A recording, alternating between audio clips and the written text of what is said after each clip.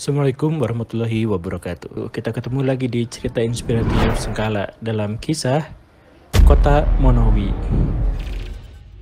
Ada apa dengan Monowi? Bisa dibilang ini adalah kota terkecil dengan penduduk paling sedikit di dunia. Berapa orang? Satu orang. Emang kenapa dengan penduduk kota yang cuma satu orang itu?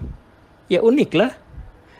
Gini, kota Monowi sebenarnya adalah kota yang awalnya nggak kecil-kecil amat. Dia ada di Nebraska, Amerika Serikat, yang tahun 1930 berpenduduk sekitar 150 orang.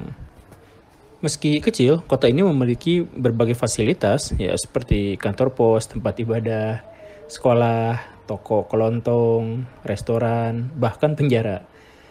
Tapi setelah Perang Dunia Kedua, kondisinya lebih memprihatinkan karena kebanyakan orang memutuskan pindah ke kota yang lebih besar untuk mendapatkan pekerjaan. Di kota yang penduduknya sedikit, susah untuk mendapatkan pekerjaan, sementara hasil-hasil pertanian desa kala itu sedang jatuh harganya. Maka tahun 1960-an, kota ini jumlah penduduknya sangat sedikit, makin tidak bersisa. Gereja tutup karena nggak ada jemaat, sekolah juga tutup karena nggak ada anak yang sekolah. Hingga tahun 1970, penduduk kota itu hanya satu keluarga yang terdiri atas 4 orang, suami, istri, dan 2 anaknya. Dan 2 anak ini pun ketika menjelang dewasa memutuskan untuk mencari pekerjaan ke kota lain. Karena di kota ini tentu saja tidak memiliki cukup lapangan pekerjaan. Maka tinggallah 2 orang sisanya, yaitu Rudy Iller sang suami dan istrinya Elsie Iller. Tetapi tahun 2004, Pak Rudinya meninggal dunia sehingga sejak saat itu kota Monowi hanya ditinggali oleh 1 orang, yaitu Elsie Iller.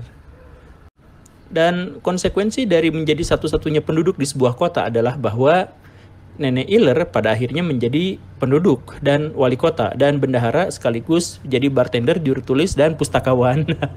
Rangkap jabatannya lebay ya.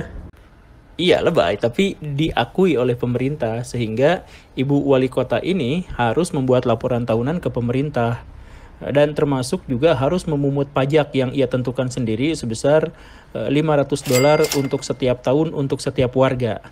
Siapa warganya? Ya dirinya sendiri. Jadi dia memungut pajak dari dirinya sendiri sebagai penduduk kota untuk dikelola sendiri sebagai wali kota. Jadi mau beban pajak segimanapun gak masalah, toh dia sendiri yang menerimanya dan dia sendiri yang dipungutnya.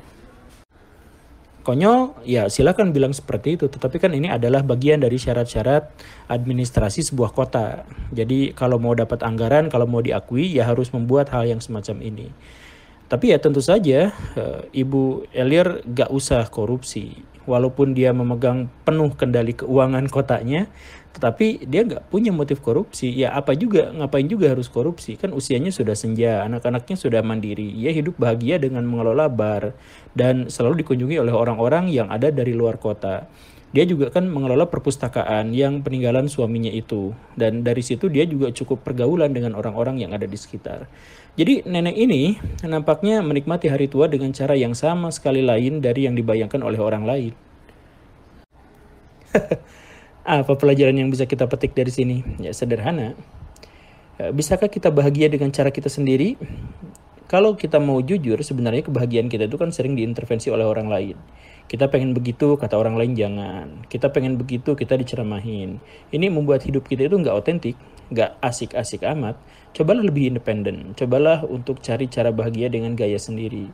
Berperilaku sesuai tuntutan orang akan membuat kita menjadi bagian dari masyarakat. Tetapi ada kalanya kita harus merasakan bagaimana hidup sebagai diri kita secara otentik. Terima kasih karena sudah menyimak. Assalamualaikum warahmatullahi wabarakatuh.